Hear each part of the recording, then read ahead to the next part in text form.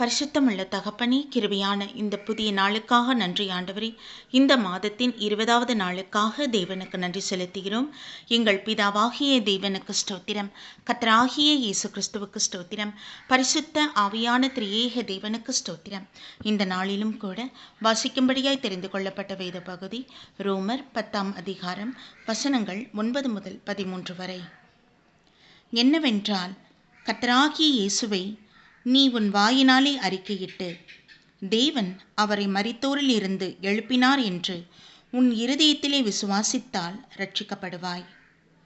நீதியுண்டாக இருதயத்திலே விசுவாசிக்கப்படும், இரட்சிப்புண்டாக வாயினாலே அறிக்கை பண்ணப்படும். அவரை விசுவாசிக்கிறவன் எவனோ அவன் வெட்கப்படுவதில்லை என்று வேதம் சொல்லுகிறது. யூதன் என்றும் கிரேக்கன் என்றும் வித்தியாசமே இல்லை. எல்லோருக்கும் கர்த்தரானவர் தம்மை தொழுது கொள்ளுகிற யாவருக்கும் ஐஸ்வர்ய சம்பன்னராயிருக்கிறார். ஆதலால் கர்த்தருடைய நாமத்தை தொழுது கொள்ளுகிற எவனும் இரட்சிக்கப்படுவான் என்பதே. கர்த்தருடைய நாமத்திற்கு மகிமை உண்டாவதாக. சர்வ வல்லமையுள்ள தகப்பனே, கிருபையான நம்முடைய ரட்சிப்புக்காக, அந்த மகா பாக்கியத்துக்காக நன்றி செலுத்துகிறோம் என்றாச்சா. அப்பா பிதாவே, மக்கு ஸ்தோத்திரம். நம்முடைய கண்களில் எங்களுக்கு கிருபை கிடைத்ததே மக்கு ஸ்தோத்திரம். மகா ரட்சிப்பை எங்களுக்கு அருள் செய்தீரே மக்கு ஸ்தோத்திரம்பா.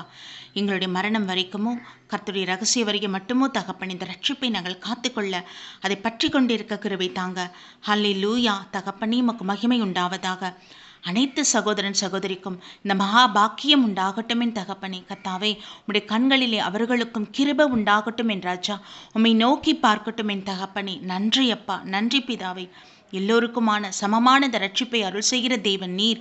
அமீன் தகப்பனே, மக்கு நன்றி அப்பா. எந்த விதமான வித்தியாசம் பார்க்காத கர்த்தர், ஜாதி மதம் பேதம் பார்க்காத கர்த்தர், உமக்கு நன்றி அப்பா, நன்றி அப்பா. கோடான கொடி ஸ்தோத்திரங்கள். உம்முடைய கிருபையுள்ள கருத்துக்குள்ள ஆண்டவரை ஒவ்வொரு மனுஷரையும் ஒப்புக் கொடுக்கிறோம். இந்த ரட்சிப்பை இலவசமாய் தருகிற தேவனுக்கு நன்றி அப்பா. ஹல்லேலூயா. விலை கரைத்த நீர் எங்களுக்காக கொடுத்திருக்கிறீர். உடைய திரு ஜீவனை எங்களுக்கு கொடுத்திருக்கிறப்பா. உடைய பரிசுத்த சரீரத்தை எங்களுக்காக கொல்லப்பட நீர் கொடுத்திருக்கிறீர் ஆண்டவரே. உடைய பரிசுத்த இரத்தம் அப்பா எங்களுக்காக சிந்தப்பட நீர் கொடுத்த தயவுக்காக நன்றி ஆண்டவரே. நன்றி தகப்பனே.